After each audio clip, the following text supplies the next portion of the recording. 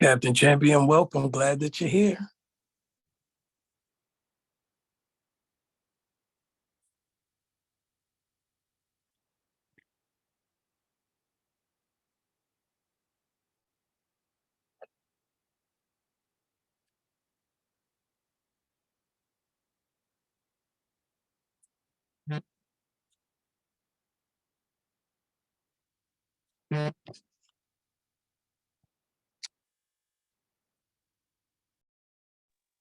Could you hear me, Captain Champion?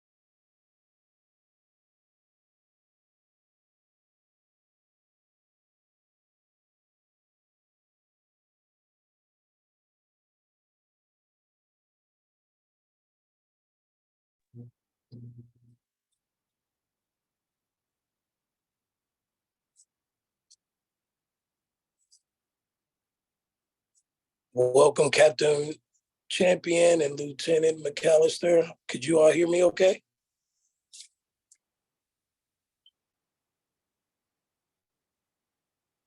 Testing 1, 2. Can you hear me?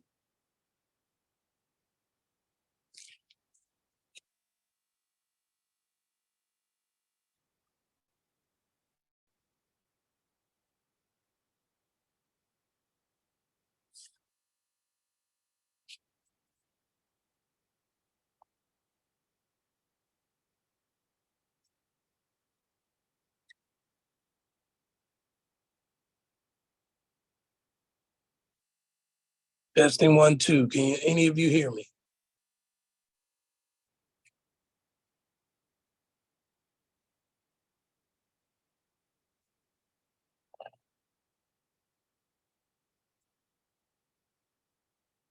Good afternoon. Welcome, welcome, welcome.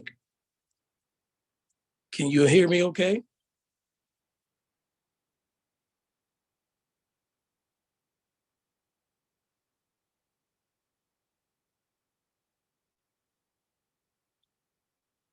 There he is.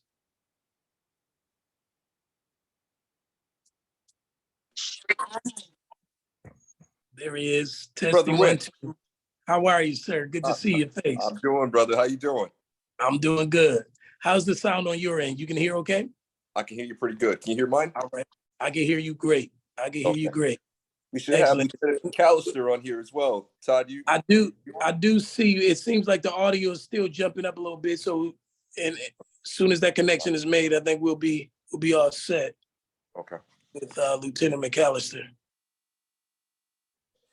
But I certainly appreciate you being able to make it, man. That's certainly delighted my heart to see you, man. Well, hear that you were coming, and then of course seeing you now. So certainly glad about that. Really, man. Really. Appreciate it. Glad to be here. It's an important thing you're doing, bro. Well, thank you so much. We want to do more of it. But, of course, doing our part, what makes the whole ship move efficiently. So we want to definitely make sure we're doing our part. I'm looking for my phone and it's right here because I'm normally using my tablet. So we're at 5:23. Hopefully we'll be timely. If not, we'll start, man. We'll start rolling and recording in progress. Start rolling and Lieutenant McAllister, are you there? Can you hear me? Testing 1, 2. Yes, sir. I can hear you. I'm trying to get my camera working, sir. There it is. All right. at least your Am I coming audio. through? Yeah, you're coming through fine. At least your audio. So that's good. That's a good start. Okay. Trying to get a couple people calling in now. So good. We'll look forward to starting timely. I Did you did ever send get a out. chance to- Did you ever get a chance to try to see if we can share the PowerPoint at any point?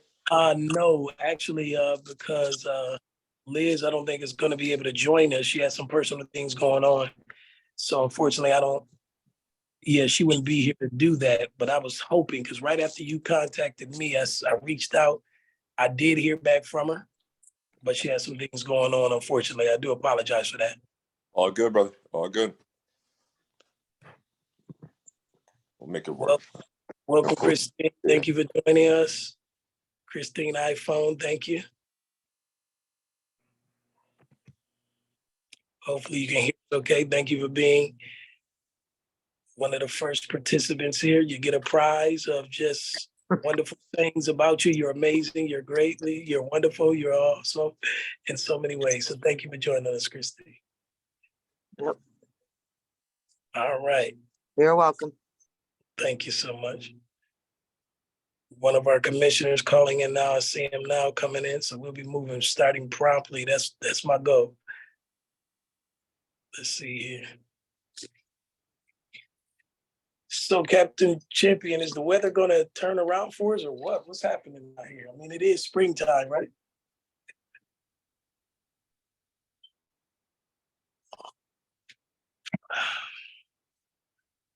Welcome, Commissioner Dave. Glad to have you.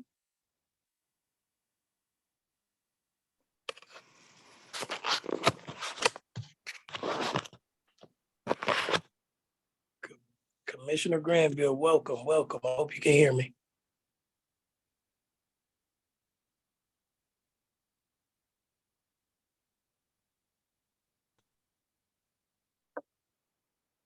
Right, we're getting an audience. We're about 4 minutes out.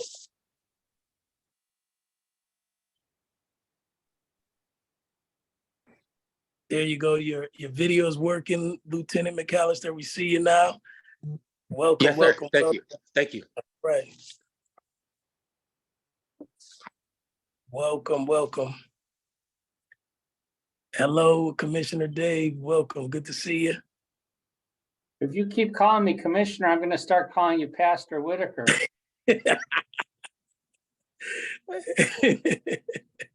All right. There's Pastor Simmons, Pastor Pastor Commissioner Simmons. Yep, Pastor Commissioner. How many titles does he have? What a great pastoral anniversary celebration. Had a great time there. Welcome. This is our board chair. Welcome, Commissioner Simmons. And then the Commissioner of Community Services, Otis T. Barker Sr. Welcome, sir. Glad to have you as well, sir. Glad to be invited. Yes, indeed. Good afternoon, good evening, everybody. It's out there with them kids in that cold water. Oh, man. T-Champ. We're about three. Well, everybody for joining us. We'll be starting promptly. Got an audience, Captain Champion. It was you and me. I'm sure it doesn't check out. It doesn't make sense. Moment, we got an audience. We're about to get started momentarily.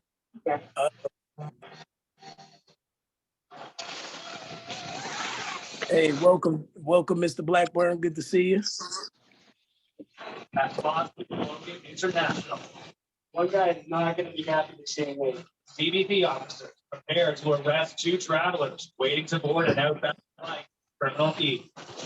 So we came into contact with these travelers yesterday after receiving information. My nephew Todd McAllister over there. There Yes, he sir. is. How you doing, sir? Oh, good, man. How you doing? Lieutenant, Can't see you. Okay, everybody, how's it going? what's up with you? Cap, how you doing? The money is not proceeds of crime before CBP will return it to them. How's everybody doing? We got about 2 minutes. We'll be starting promptly. Glad to have you all here. Thanks for joining us. Were attempting to depart the country again. You discovered that now they have warrants for Todd, you starting to get cheeks like your dad, man. It's the beard. Beard looks good. Everybody says that too. I look like my father. No, that was my man, one of my best Oh, yeah. friends in the whole world. I know it. I know. I miss him every day. Yes, Yep. sir. They welcomed me, but Oh man. My son gonna start calling you Big Mac. I guess I'm the lowest. My oldest brother Sean is probably Big Mac. They call me Medium Mac because I'm the. Well, Uncle O called me the Tea Puppy, so I guess I could be a mix of all of them. Keep up. Yeah, Tea Pup. There's always a possibility that. Well, it's about that time. I wanted to certainly thank you all for being here. So grateful to have you all, and thank you for taking the time out of your busy schedules. We're certainly humbled to have our guests, and of course, so many of you in such vital places within our city and the roles in which you hold. So we're humbled by your presence being here as well. Welcome again to the City of Buffalo Commission on Citizens' Rights and Community Relations virtual community meeting, where we aim to certainly stay connected with the city and the residents and sharing informational sessions that will certainly empower and equip them to certainly know what's going on and to also serve in a greater capacity than what we do now. We do have our chair here in Reverend Kenny Simmons. I wanted to just extend a moment to him if he would like to have some words and be able to just share briefly, and then we will move expeditiously to our guest speaker that I'll just present in a moment. Reverend Simmons, would you like to have any words at this moment? Well, I just want to just thank you, Director Whitaker, for the outstanding job that you have been doing with the commission, working with limited resources and still getting the job done, almost single-handedly with your staff. Liz Gonzalez is just great work and a great effort that you are doing, getting the information to what it is that the commission does. And so I'm just looking forward to hearing from Captain Champion, one of my colleagues in the struggle out here to continue to bring safety to, the citizens of the community of Buffalo here. So with that being said, I just look forward to a great community meeting. And again, Director Whitaker, thank you so much for putting this together. Thank you, sir. Thank you for those words, and certainly humbled to be able to serve in this capacity. Without further ado, I want to certainly introduce Captain Tommy Champion, who many of us are certainly aware of his efforts, him overseeing community policing, doing a phenomenal job, certainly as I have gone across the city and would mention that I am certainly in the position of being able to have him come. Many were so elated to know, to hear, and delighted to be a part of this time together. So we're so humbled. If you're not familiar, let me just say this. If you're not familiar with the City of Buffalo Commissions on Citizens' Rights and Community Relations, we are an entity within the City of Buffalo that aim to eliminate prejudice, intolerance, bigotry, and discrimination, and to encourage equality throughout the entire citizens within the City of Buffalo. If we can be of service to any of you where you may have been certainly affected by any one of those areas, please don't hesitate to reach out to our office. We certainly will be more than delighted to be able to serve you. If we can't serve you, we'll certainly do our best to get you to the place that you could be served. But again, without further ado, I am so grateful to have Captain Tommy Champion, Lieutenant McAllister, and others I know that he has certainly invited. I'll leave that up to him to mention who they are, but we're so humbled for him to be here. I know he has some personal things going on, and we certainly appreciate the press and being here because he almost had to call out or not be here. So I wanted to certainly appreciate you for even pushing and making that happen. We're so humbled that you're here again and look forward to what it is you're about to share. So thank you so much. Please take it away. Let us know who you are, what you do, what you've been doing for those who don't know. And just take it away from there, Captain Tommy Champion of the Buffalo Police Department.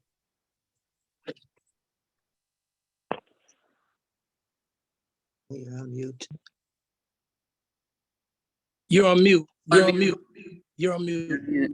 Whenever you guys have an opportunity, whenever you guys present an opportunity for us to be able to talk and have dialogue with the community, it's one that we take very seriously and that we want to take full advantage of. So, and we appreciate all the work that everyone in this room has been doing, especially in our community. I feel like I go out there and I see a lot of the faces that are here right now. So that's always a great thing, just being able to have that partnership. So my name is Captain Tommy Champion. For those of you who don't know me, I'm the captain of community policing and community outreach for the city of Buffalo. I've been working as a police officer for about almost 16 years. I've worked in pretty much almost every district except A district. I haven't gotten there yet. But I've worked as a patrol officer, I've worked as a detective, I've worked as a lieutenant, and now in my capacity as captain, I'm in charge of our outreach strategies, our community policing efforts, and many of our engagement efforts as well. So under me, I have the neighborhood engagement team, also the CPOs, the community police officers, the BMHA, Buffalo Municipal Housing CPOs as well. I saw Mr. Dave Granville's on the line, by the way. It's good to see you, Dave. And also our Buffalo Police Reserves, along with our Mayor's Impact Officer. So I'll explain a little bit later about what each one of those units does and how they fit into the grand scheme of crime prevention and our outreach efforts. I know also on the line, we've got one of our outstanding lieutenants who I'm expecting a lot from in the future. And he's already done so much, getting to this point to make himself stand out as one of our best lieutenants in our department. And I mean that with all my heart. And that's Mr. Todd McAllister. So I'll let him introduce himself as well.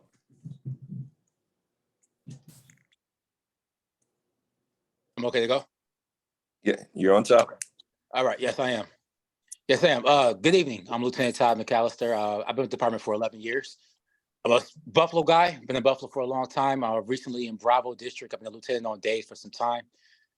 Community's always been important to me.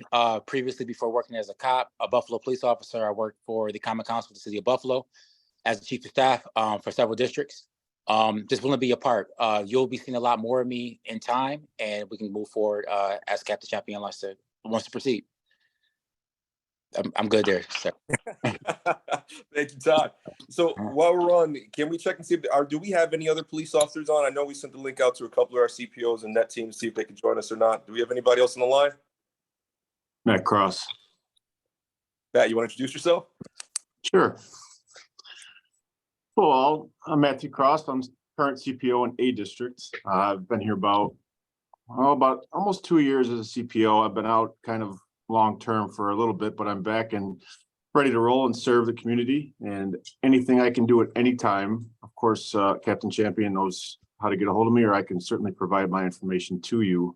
But I'm on board with whatever we need to do to make everything run smoothly and safely. Thank you, Matt. And Matt is one of our outstanding CPOs from A district over in South Buffalo. Anyone else? Any other CPOs or neighborhood engagement team members on? Chris Sikora, Delta.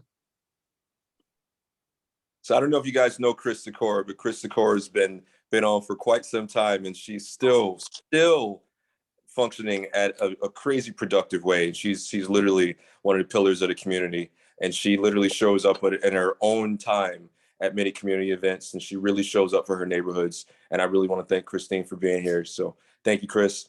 Anybody else?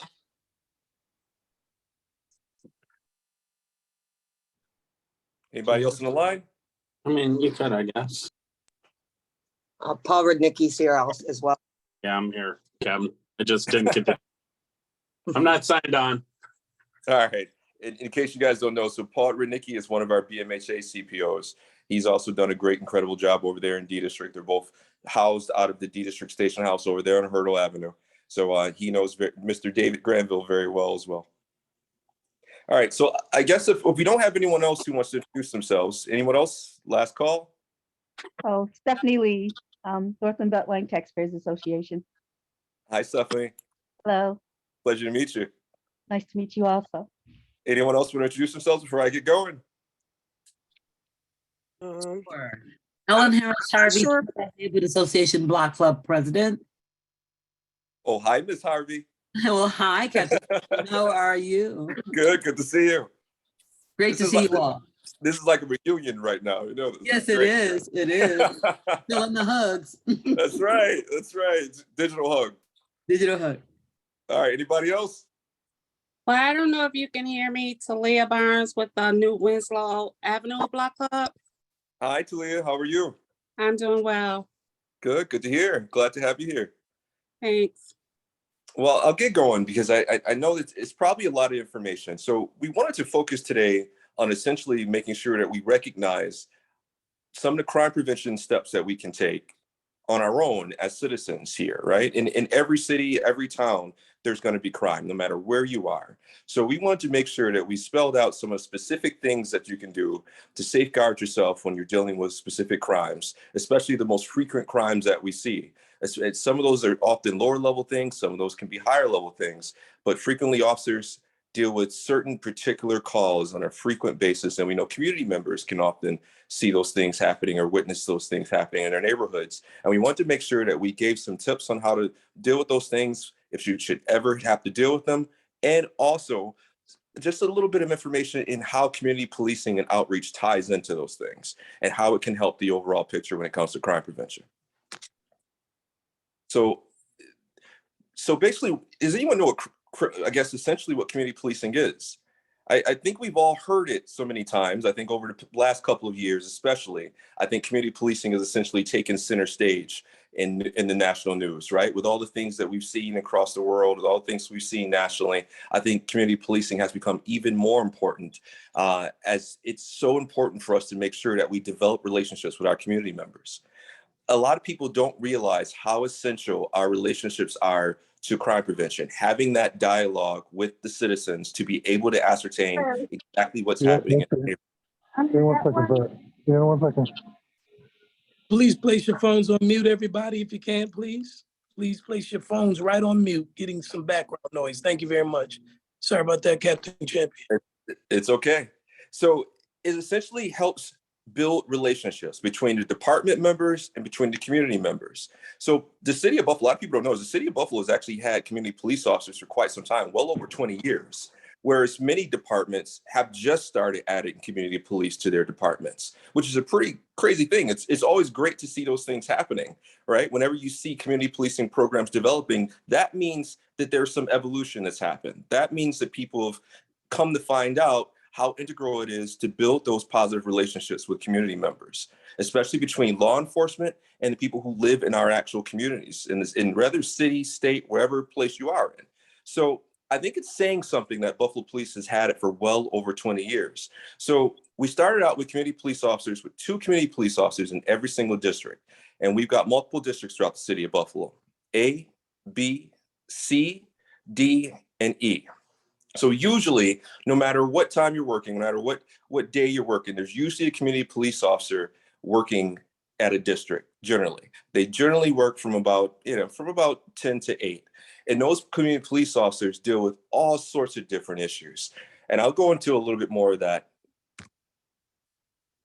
So a lot of the bulk of what community police officers deal with are quality of life issues.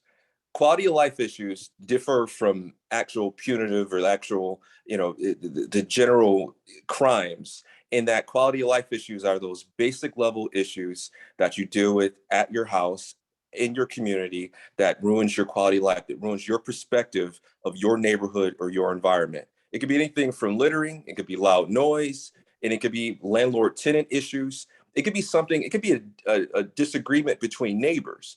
But community police officers are often the people who are taking care of those things, and they take care of them themselves. One of our longstanding CPOs, Tony LeBrun, who actually just retired recently, made the best analogy when I spoke to him once. And he said, you know what? I think community police officers are like a primary doctor. And I was like, wait, what? What do you mean it's like a primary doctor? He said, well, think about it. He's like, a primary doctor has time to really figure out what your issues are, even if it's the small stuff. They kind of figure out your issues and have more time to take some care and kind of help resolve those issues.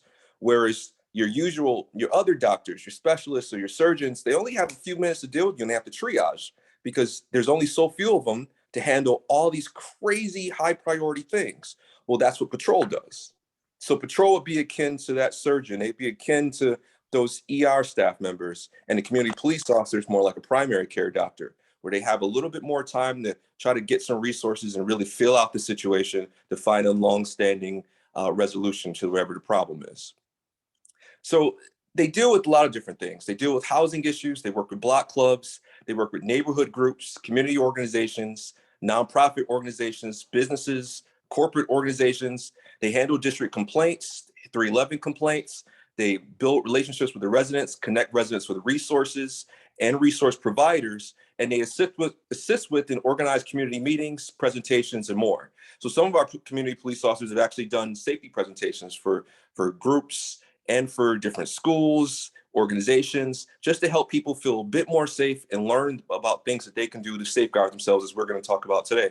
I don't know if any community police officers like Chris or Paul or any of the guys want to chime in a bit on that. I'm sorry, what was that? The safety trainings? Yes, any of the activities from community police officers that are available to citizens. Yeah, so anytime, usually that kind of occurs more on a block club level. So we'll do like various trainings with block clubs for whatever particular issues that they're having in their neighborhood. So we kind of focus kind of primarily on neighborhood specific issues. So most of it is done within the like block club meetings. I think Paul did one with the Burmese community at one point. So there was some, he did a training with them, so. And I think, I've taken part with a few meetings with Paul as well. I know, Paul, you've taken part in some over in Delta District and some of the housing apartments over there. Can you talk about those? Yeah, usually it's together with the 10 council there. They'll set them up and we'll just go over some of the safety concerns that they have. And we try to come up with a resolution of how to solve the problems that they're having, and the proper channels and the proper people who need to be brought in the loop, just to kind of go a little bit above and beyond what we might be able to do there at the meeting. I'll usually take notes and then get with the other people in either this department or other departments, see if we can actually resolve the issues that they're having. Right. And it's tough sometimes because, oftentimes when we go to those meetings, sometimes people will be frustrated about an issue, and they'll visibly be frustrated and they'll voice that frustration. And oftentimes, one of the first questions we'll ask is, did you report this issue? And we often find that people have not reported that issue. There was never a 911 call. There was never a report made, and there was never a 311 complaint call made. And so for us, that's step number one. We need to see those things in order for us to know about them. Oftentimes I think some people just assume that because we're police, we're going to know about every single issue going on in a neighborhood. And that's far from the truth. There's only so few of us working per time period. And we're oftentimes, you got a little feedback. Oftentimes we're tied to 911 calls. So when there's a high volume of 911 calls, it might be a while before we can actually get to the neighborhoods to actually see what's going on and really patrol and see what's happening in it in real time when we're tied to the actual emergency calls that we're taking. So sometimes I know that that's a point of contention or frustration at some of the community meetings. So many times I've seen the CPOs and myself, when we show up at community meetings, we take notepads and we're taking notes because we're actually learning from the citizens. As you talk to us, we're learning. Those are all things that we take notes on, and then we follow up on and investigate ourselves as well. Excuse me, Captain Champion. I believe Miss Veronica has her hand up. Did you have a question, or you had a question, Miss Veronica? Yes, I do. Okay. And I think you may have addressed it, but how do you contact the community police for an issue in your neighborhood, like noise or that? Do we have to report that to 311? Do we have to call 911? It seems like a waste of a call to 911 for something that small. But That's a great question. That's a great question. So we love using 311 because 311 essentially it's an efficient service. I know some people have said, "Oh, I called 311 and nothing happened." I promise you, every time you call 311, someone's looking into it. So we actually, as an ex-lieutenant, one of the first things we do is we have briefing.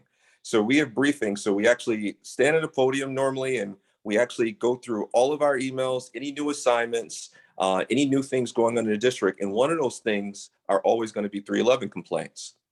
Oftentimes we get those to the patrol officers on that particular shift, and we get them to the CPOs, the community police officers, and they then follow up on those 311 complaints. But You can also call the district to contact the CPO for a gamut of different reasons. Most CPOs are going to be available, but you can leave a message for a CPO. Whoever your nearest neighborhood district is, you can call them and leave a message for the CPO and try to contact the CPO there as well. I get what you're saying. If it's a quality of life issue, sometimes you just want to call the non-emergency number. I think non-emergency number is definitely a better option in situations where it's like, maybe it's that parking issue. It's kind of like a pestering thing. It's kind of annoying, but you don't really want to call emergency services over there and pull an officer off the streets for it. I get it. But situations like that, non-emergency number is definitely a better option. But those are definitely the best options when it comes to that. But the community police officers are usually available at every single district, and you can just call your district and find out. And they also host chiefs meetings. So it's every month, the chiefs have a community meeting that the CPOs generally set up and coordinate. And the city. I'm sorry. Excuse me, everybody, please place your phones on mute again if you can, please. Everybody, place your phones on mute. Thank you very much. Please. Right. And sorry about that, Captain Champion. It's all right. So every single month, the CPO, the chiefs, and the councilman usually of the district, they get together and they coordinate for a community meeting. And that's when they actually sit with community members of that particular district and they talk about any issues going on in that particular district. And they often work together to try to remedy those situations. So it's a good opportunity to make sure that your voice is heard. You actually get to talk to the actual district chief of that particular district, the council member, and the CPOs. And it's a great chance to hear from your other neighbors and hear from them and tell them what's going on. So I definitely recommend calling your nearest district station house and finding out when that community meeting is. And we try to post those things on Facebook as well. Some of the districts post them virtually, so you can actually join on a Zoom link, just like we're doing today. In regards to that non-emergency number also, it's 853-2222. 853-2222. Captain Champion, would you prefer to take questions as we go or at the end of your presentation? That's initially as we discussed, but if you are comfortable with taking as you go, you let me know and we can definitely do that. I'm open, man. Listen, it breaks it up if you guys ask questions. If I talk about something, you got questions about it, please put your hand up. I want to hear them. Absolutely. What's that non-emergency number again for those who may be writing down? 853-2222. Thank you. I'm going to be throwing some other numbers at you later, so just be ready. We're ready. All right. So in addition to some of those smaller things that community police officers. It's not on video here.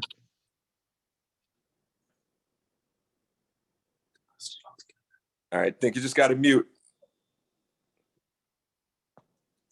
All right, in addition to some of those smaller quality of life issues that community police officers deal with, they often do larger things which impact, the overall picture. Rather it be something of outreach nature or rather it be something of crime prevention nature, they do things that are big and small. Again, I mentioned one of our CPOs who just retired, Tony LeBron. He actually used to partner with the Sabres and other organizations at the Sabres Arena, and he had a big collaborative yearly Christmas event where tons of kids and families were given toys and things throughout the entire city of Buffalo. So the things that they work on can often be big scale or they can be smaller scale, but it ranges. But it's all in an effort to try to prevent crime and gain a better relationship with our community members and solve the community's problems. So their primary function is to answer 911 emergency calls. So they're often busy and, officers go, from call to call, emergency calls, sometimes responding up to 20 or more calls per shift. I bet a lot of people don't realize that. People think that, it's an easy job. It really isn't. It's a tough job. But the good thing about community policing is, they're not tied to the 911 calls like a patrol officer is. So they usually have a bit more time. They're very busy themselves because there's a lot of quality of life issues in a particular district. But they usually have a bit more time to give a bit more attention to detail to some of those things and find other alternative solutions. And one of those things I've seen a lot of the community police officers do mediations. And when you've had two neighbors that were fighting each other and they couldn't get along, they've sat the neighbors down and found a mediation for them. And that's one of the best things we want. We want those things to be resolved without any incident, without anybody getting hurt. So just in regards to crime prevention alone, I'll talk about the organizational workplace. Like we all, many of us work, or some of us might be retired, but you have a lot of crimes that happen in organizational workplaces.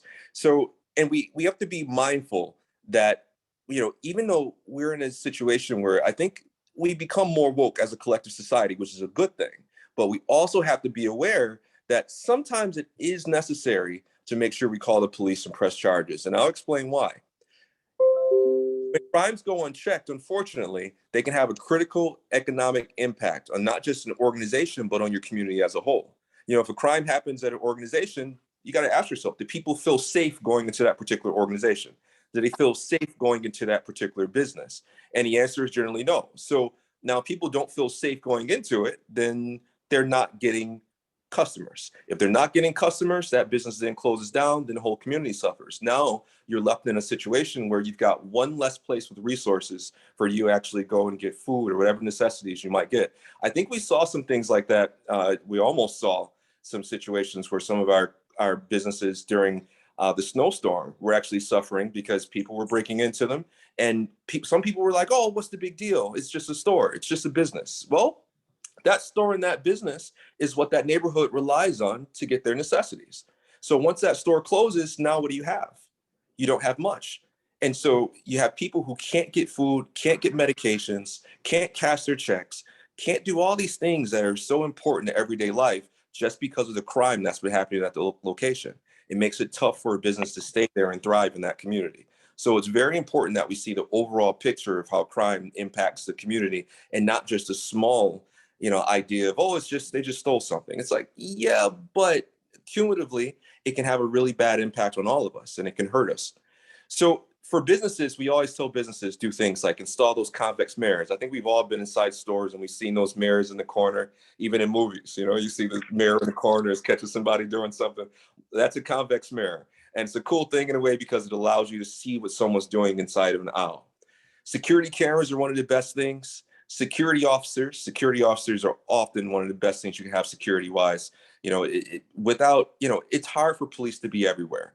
And I think one of the best things you can do on a private property is have a security guard on hand who can watch over the business and contact 911 when he sees something and can alert the store staff.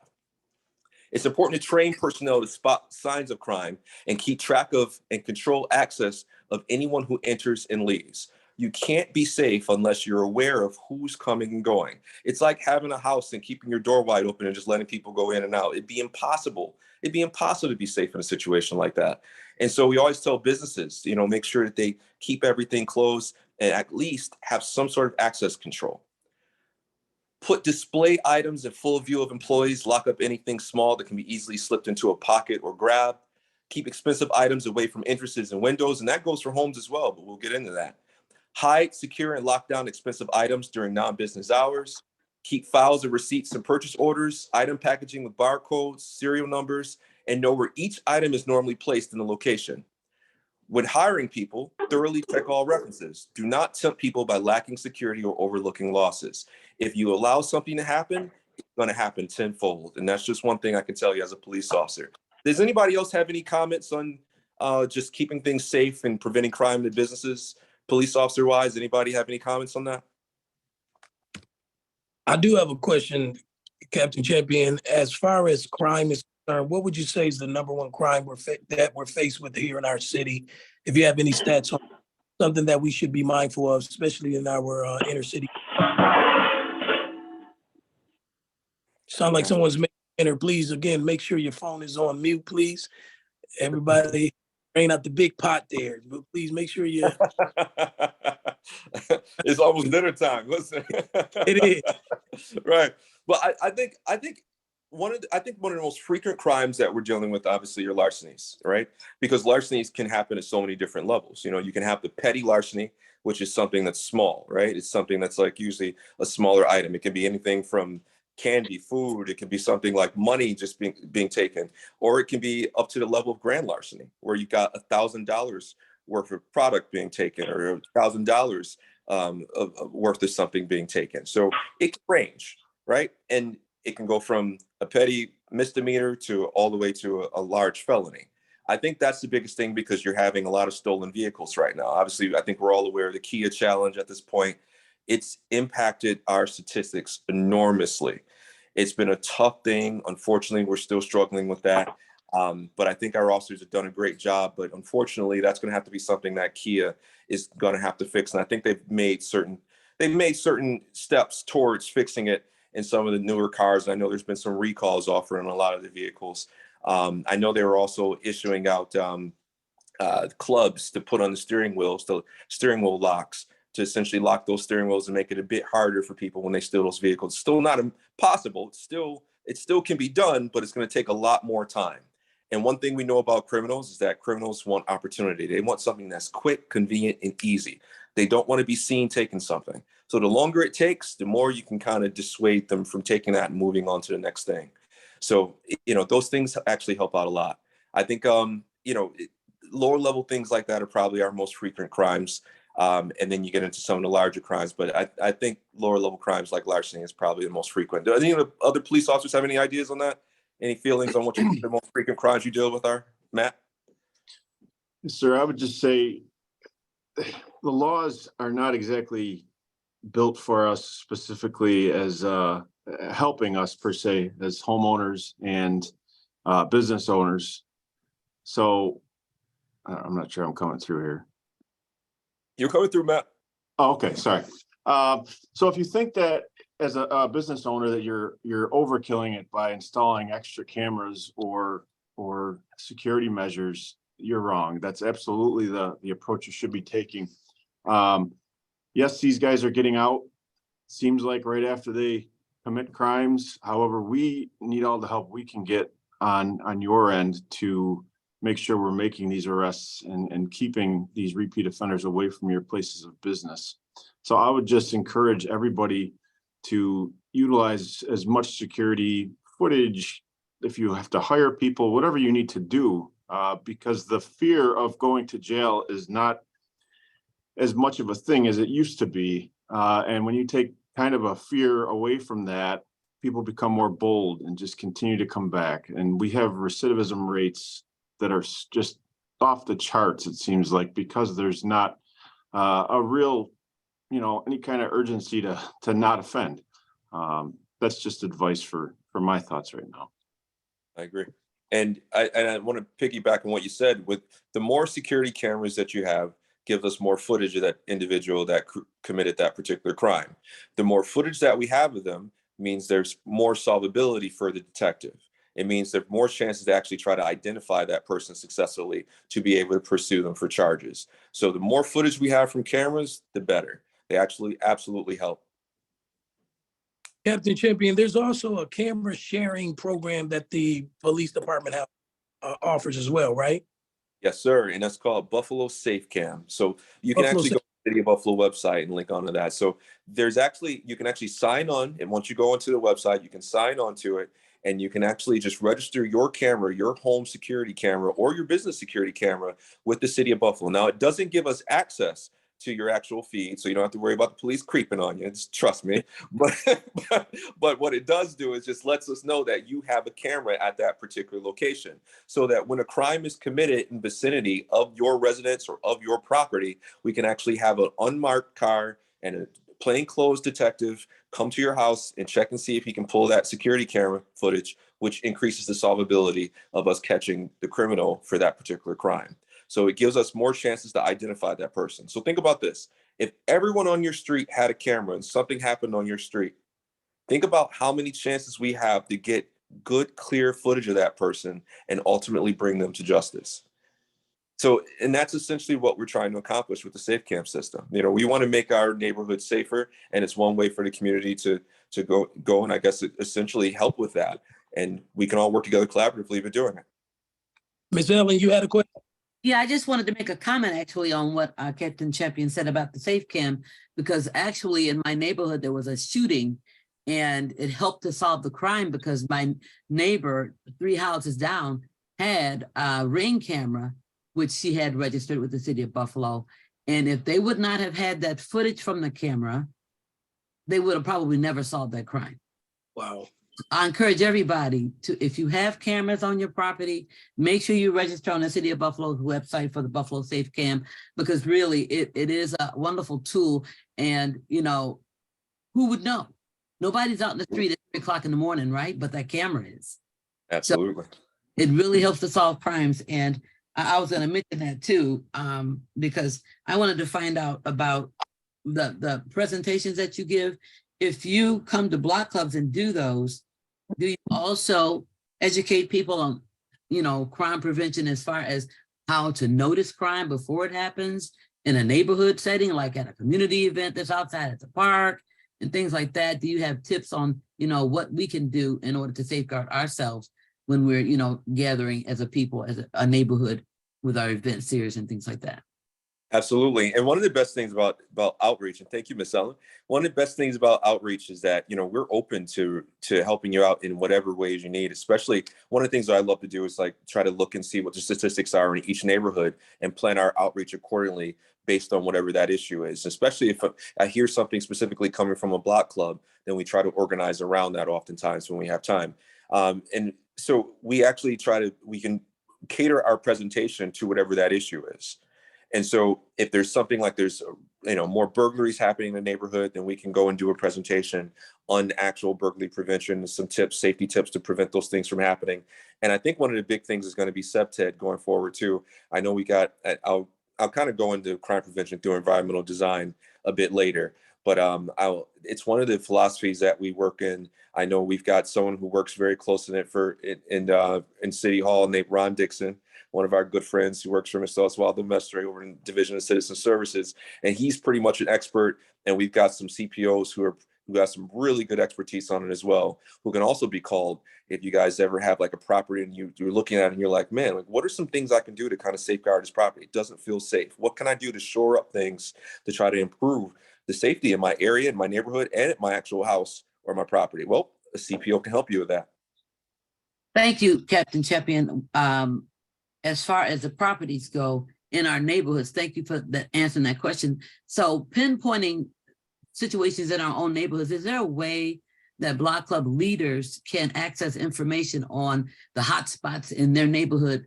Is there a way we can access that information online or through, you know, an app or something like that?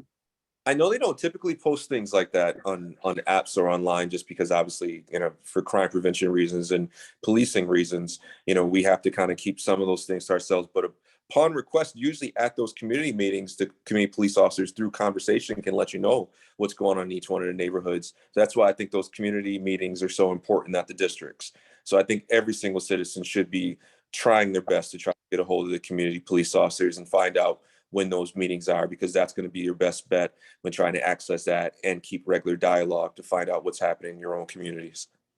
Oh, that's good to know. Thank you for that. And one more thing, the Ring camera, since I got mine, it is a great thing to have because it actually hooks you into the neighborhood's Ring system. So you get notifications. I don't know who else does, but I get notifications when things are happening across the city of Buffalo with every other person that has a Ring camera hooked up. I don't know if you knew about that. Yes, ma'am. Okay. Yes, ma'am. And Ring doorbell has been amazing for us. I'm going to tell you that right now. I can't tell you that's been one of the most transformative things for law enforcement over the past 10 years. It's been amazing for us. So I don't want to do a commercial for them right now. I can't do that. Right? But just it is right. But having a good quality but affordable home security system or camera system does wonders. Just being able to see who's at your door, to be able to have that to market, to be able to alert you when someone's at your door, to be able to get that footage right there, real time and clarity is amazing. It helps us so much. Imagine before that, we were just completely relying on someone seeing that person. Like, think about that. Like that's a tough thing. If no one said that they actually witnessed it, it makes it really tough for a police officer to solve a case if there's no evidence. So, you know, it's been a really, really helpful thing and it's helped us out greatly. And so we absolutely just we really, really want to push people. If they can afford a camera system out there, if it be Ring, so be it. But if there's a camera system out there that's high quality, please get it. They're more affordable now than ever. Yeah, they really. And another level of comfort for people living alone, you know, our elderly people and, you know, all those situations. So, yeah. Amen. We have a question from Miss iPhone. I don't know the name. I just see the hand up over there. This iPhone. iPhone. Your phone's on mute. Take your phone right off of mute, please. There you go. Hi, it's Talia, Winslow Hello, Block Talia. Club. I guess I'm gonna have to upgrade to a Ring because I got Uppy doorbell. I don't know if y'all register those or so. But my question was to piggyback on Ms. Ella as far as the data wise. I went to the septet class. Isn't there something called open data that the city of Buffalo had did that we can go in and get some type of statistic in your area that we can use to tell us some statistics as far as the crime. It won't give you what location, but it will tell you the statistics of that area per se. And I know in septic they were using open data. Yep, on the City of Buffalo's website. Yes. And so I think Miss Ellen might be able to give a little bit more info about that as she was on that side. On the policing side, we don't really run that. I know that's more of a overall City of Buffalo service. Mm-hmm. But Miss Ellen, do you have any more insight? Yeah, absolutely, because actually I'm on open data myself. And yes, they do have a lot of information on open data about properties and, vacant lots and things like that. And you have to be, really able to navigate the site to get into the intricacies of seeing those other reports. And I don't know if you can see police reports on there on hotspots and on crime. Mm-hmm. There's a way to look up crime in your area on Google. Oh, okay. I can get with you on that and help you out. Yeah, because I've been trying to navigate that system, and I'm like, okay, I'm kind of lost here. open data is it's got a lot of different intricacies to it, so you have to practice on there to get used to everything. But I'll help you out if you need me to. You have my contact information, correct? Yes, I do, Miss Ella. Okay. So. And another thing, we were talking about burglaries, right? And burglary prevention at some point. And one of the big things that we, throughout my career, it always baffled me. But I saw folks put their trash cans next to their windows of their house. Oh, Lord. I can't tell you how many houses were broken into just because people put their trash can on the side of their house right next to the window. It's one of the worst things in the world because people just climb right up on that trash can, break in, slip right out. And oftentimes, because the way the City of Buffalo is made, you also have like a narrow walkway between both houses. So you go back there to that little hallway, that little walkway, no one can see you. You climb right back on that trash can, slip right in that house, grab what you want to grab, and you're good. So, we definitely try to tell people not to leave those things, nothing that someone could use to just get inside your house, and start thinking about this. What can you do to change the lighting in those narrow walkways? And, we mentioned crime prevention through environmental design. So I might have to switch things up and have Ms. Talia talk about this part. Because Ms. Talia, what would you say to light up that walkway since you've been trained with our community police officers and City of Buffalo staff? So actually I have an Uppy motion light too. It's a camera. Right. It's okay. Listen, I'm not hitting on your Uppy, first of all. It works. It works. It's good. It works, but I'm gonna tell you, I'm gonna be very honest. It freezes when like the winter or so. And I had an incident this morning that just flared me up that my neighbor broke my light fixture on my fence. Oh no. And didn't say anything, didn't address it. She's a Spanish speaking person, so she don't speak English well, right. But she understands what she did. And her kids speak English. And I come out and it's like that camera will tell you. And it's right. on my doorbell and it's on my motion. So pretty much I'm gonna go and replace it, but we're gonna have to have somebody to come and speak this to her to let her know. But I have issues with that neighbor anyway, because she's invading my quality of life of things that she do.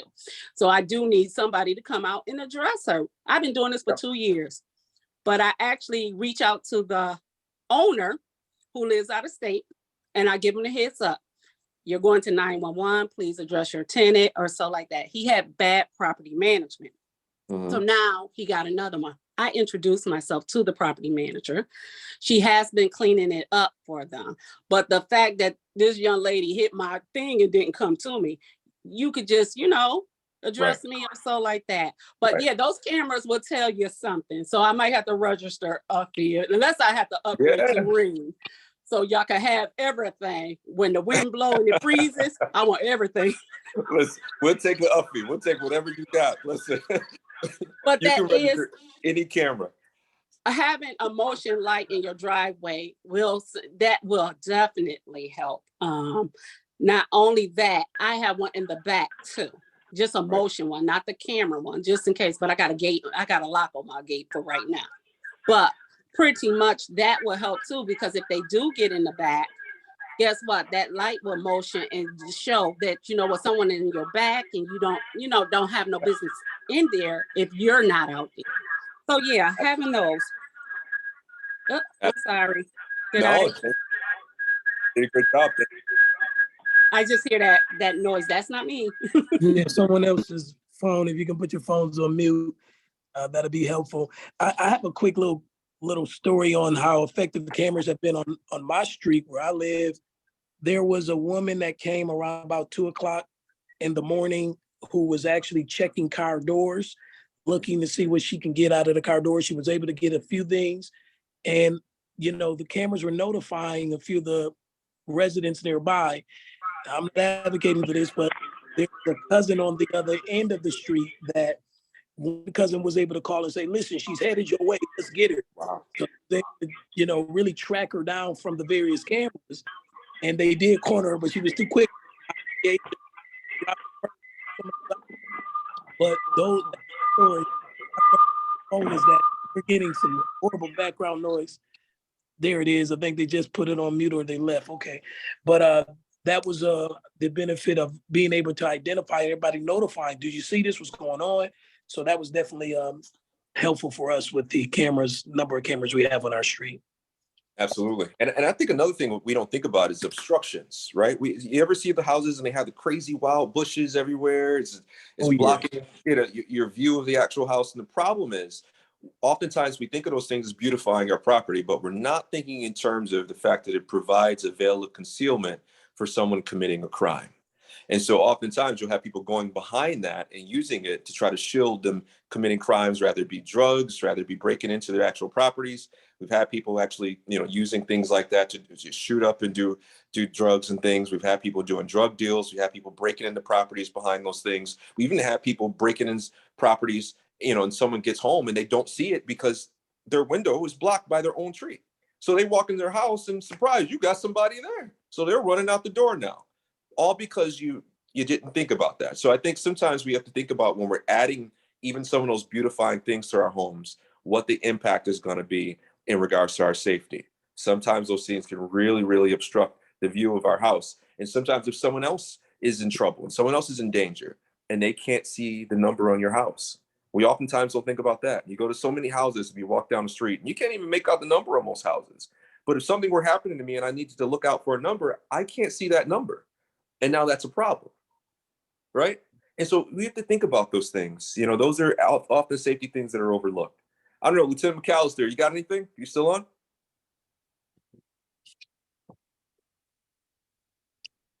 Yes, I am still on. I was trying to figure out how to unmute my phone. Yes, it's not much really I can add to it. You pretty much hit everything on the head, nail on the head with everything you said. I would go a step further with this in terms of the valid crimes that we do have. I've only been in Bravo District for the majority of my career, but I can often speak to that as well. The homeless population plays a major part of that as well downtown. Oftentimes you see people just roaming around. You may not think they're a huge problem, but they become a problem. And sometimes they're not a problem and people force them to be a problem. So it's up trying to figure out who are the people in your community and who aren't. So the Ring camera, et cetera, and things that you spoke of early on is essential, but it's also essential for you to know your neighbors. And a lot of times in communities, we don't know our neighbors. We don't know our next door neighbors. We don't talk to them. We don't communicate. And that becomes a major problem when we talk about crime and investing in the community as a whole. Absolutely. Well said, Tom. Well said. And I think that's one of the ways that, sort of outreach and community policing and all those things kind of get tied in. It's like having that relationship with all the parties in our neighborhood and also the stakeholders and people that are invested in our communities. We should all know one another so that when something's wrong, We know it. Anybody else got anything? All right, so let's move on a little bit. So, we were talking about just, some of the things that I guess basic things like cameras, but what about having deadbolts on your locks? What about if you have doors with outside hinges using non-removable hinge pins? Those are things we don't think about. Installing panel doors lined with metal to resist drilling. Sometimes the panel doors are made with cheaper material and it's easier to just drill right inside and you're in, right? If you got tools. Doors and windows on the sides and rear of a building offer concealment. Steel reinforcing bars and doors and gratings or bars and windows offer really good security. The only thing to keep mindful of, however, like I've got security bars in my home and I think they're very effective. They've been helpful for me, but I also have to keep in mind that obviously you have to make sure that some windows don't have those because in case of a fire, you still want to make sure that you've got an exit. You've got an escape route in case a fire happens inside your home that's accessible and easy to get to. You don't want to overlook security in places like fire escapes, skylights, roof openings, air ducts, loading docks, sidewalks, and basement openings. If it's a small space, I'm telling you, you'll be surprised that a human being can get inside of it. I can't tell you how many times I've been on a call and saw somebody shimmy up inside of a house in a space that didn't seem like a cat could fit inside of it. It's amazing what a human being can get inside of. So never overlook those things. Anybody else got anything on that?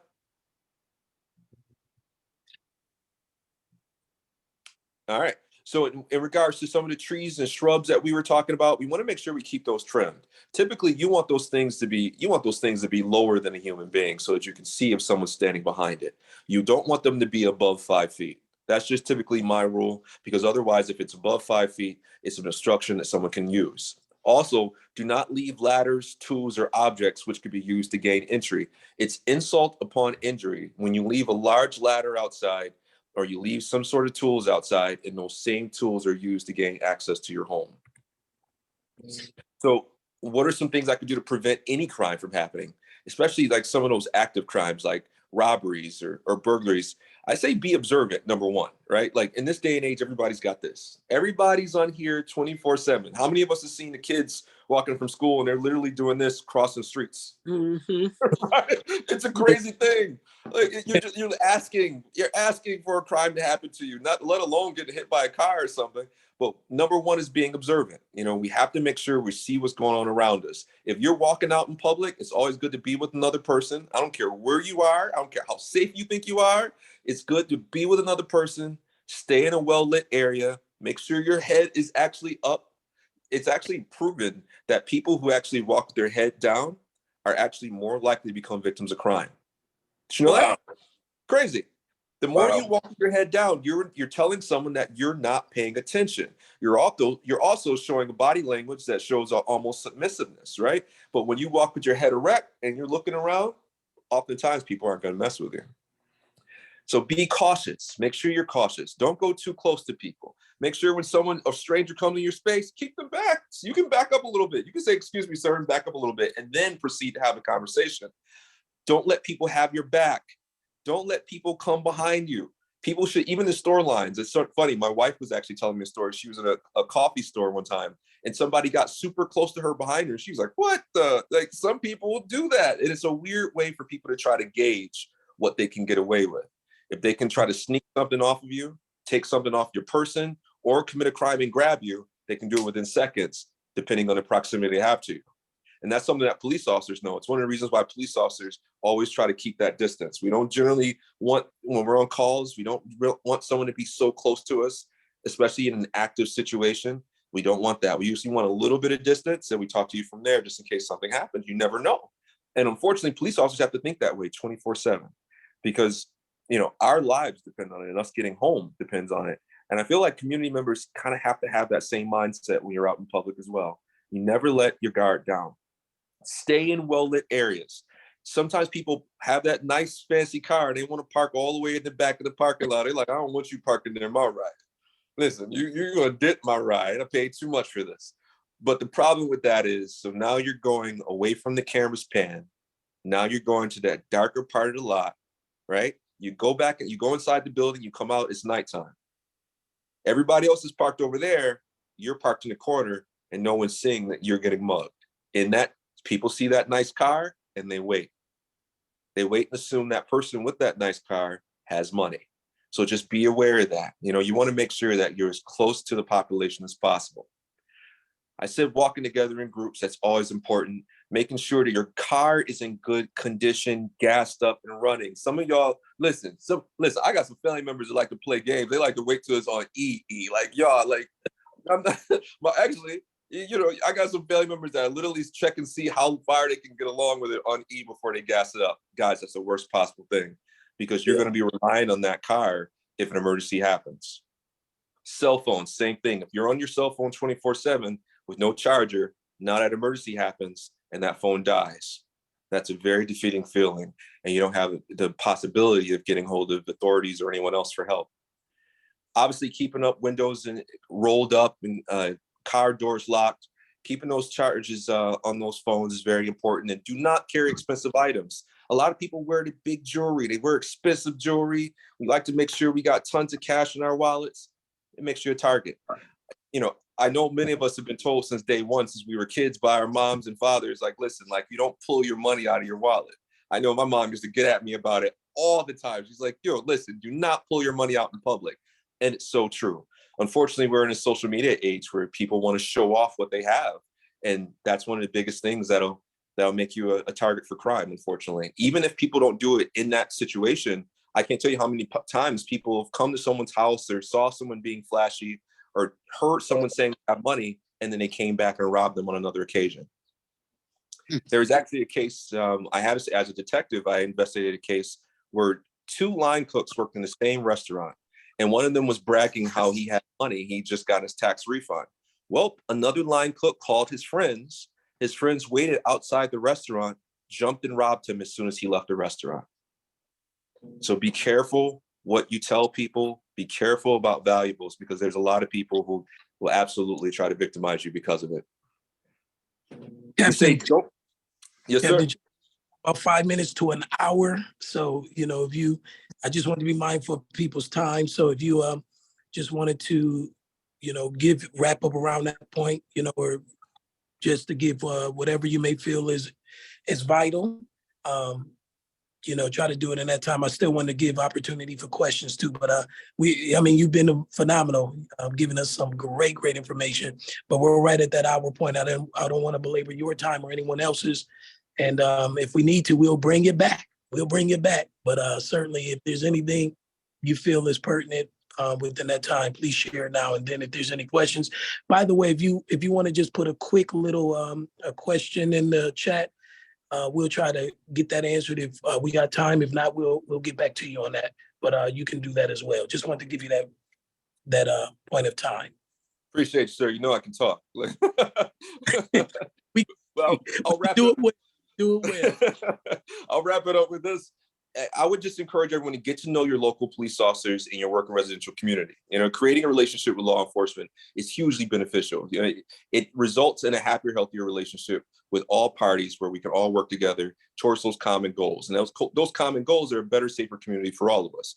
So crime prevention is relying on community police and community members working together. So you can invite officers for tours of your area. You can come and chat with an officer at the district station house. You can even invite them to your house if you want to get advice on SEPTED, you want to get advice on how you can safeguard things at your house or your property.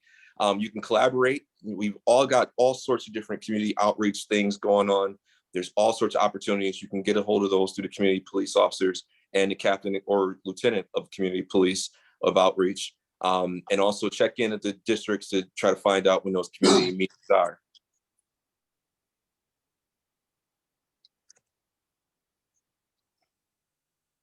How much time we got? We're about 3 minutes. 3 minutes. All right.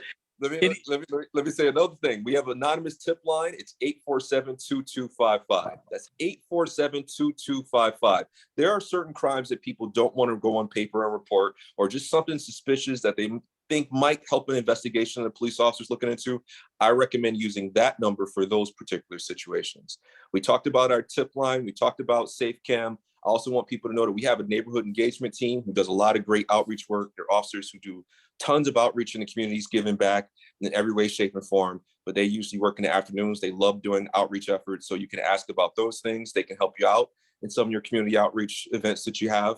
We have a mental health officer clinician paired with a mental health trained officer, and it's called behavioral health team. And they actually answer a lot of those calls with some of the folks that are more, having mental health issues and a bit more irrational in the neighborhoods or having mental health breakdowns. They actually go to those calls and they're specifically trained for those things. And that's one of the things that Buffalo Police offers. We also have all sorts of diversion programming. We have a mentorship program that we run.